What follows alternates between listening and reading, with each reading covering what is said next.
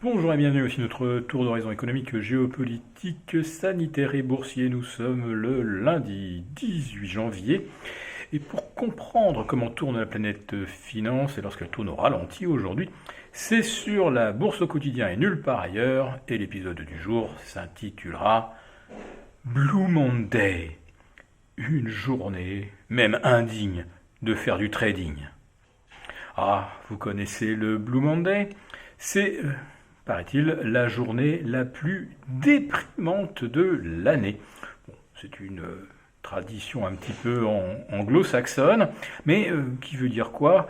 Eh bien que les jours sont courts, qu'il n'y a aucune festivité en vue, et que globalement, c'est ce jour-là qu'on enregistre le plus de consommation ou prescription d'antidépresseurs. Alors, à la Bourse de Paris, on ne déprime pas aujourd'hui, je vous rassure, non, on s'y ennuie. On s'y ennuie ferme, car les Américains ne sont pas là aujourd'hui. Ils sont en congé pour cause de Martin Luther King's Day, une commémoration qui offre en fait à tous les gérants eh bien, un petit peu de temps pour faire le point. Et ce que nous constations déjà dès le 4 ou le 5 janvier se confirme finalement 10 jours plus tard, et après la séance des trois sorcières de vendredi, on reprend les mêmes stratégies qu'en 2020 et on recommence.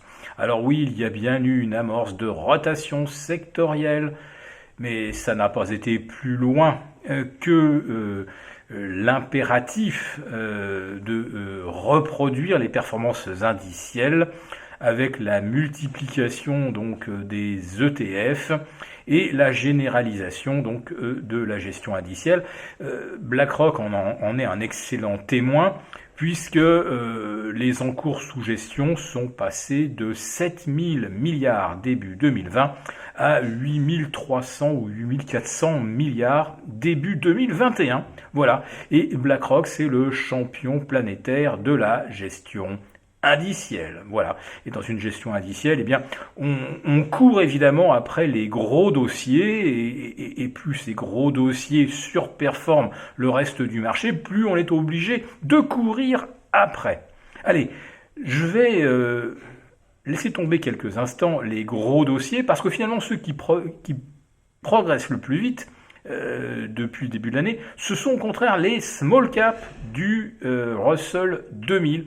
Un Russell 2000 qui a déjà pulvérisé, je crois, 8 records absolus en 10 séances, et dont les valeurs aujourd'hui affichent un PER moyen de 50 fois les bénéfices. C'est un record historique absolu. Mais surtout, le Russell 2000 bat un autre record qui est lui beaucoup moins reluisant. C'est celui du nombre d'entreprises zombies qui le constituent. Donc sur 2000, il y en aurait entre 15 et 20%, c'est-à-dire entre 300 et 400. Et figurez-vous que ce sont ces zombies qui, depuis le début de l'année, enregistrent les meilleures performances.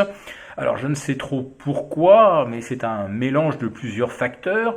Ce sont des entreprises donc soutenues naturellement par les injections massives des banques centrales, qui ne font quasiment aucun chiffre d'affaires, mais qui ont entrepris ce qu'on appelle un effet rattrapage.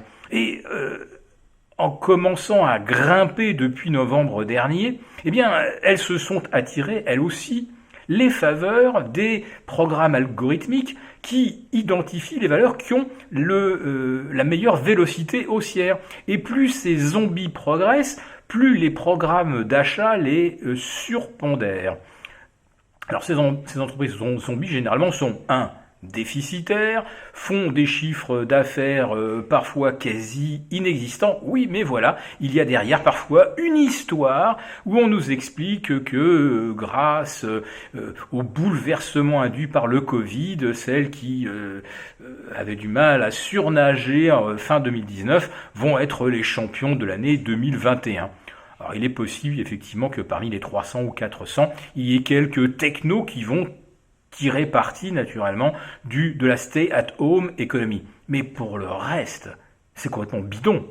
les histoires, elles n'existent pas, et c'est simplement les prix qui, en progressant, induisent des programmes à être rachetés sur la base de la forte progression des prix. En fait, la principale information aujourd'hui, c'est le prix. Ce n'est pas la situation ou la conjoncture ou les performances d'une entreprise dans le monde réel. Non, ce qui compte avant tout, c'est le prix. Voilà, donc Russell 2000 peut être une preuve supplémentaire après Tesla, le Bitcoin, que ce marché est complètement spéculatif et tourné évidemment vers un risk-on obsessionnel. Et tout cela, je vous le répète, ça se termine et souvent sans crier gare.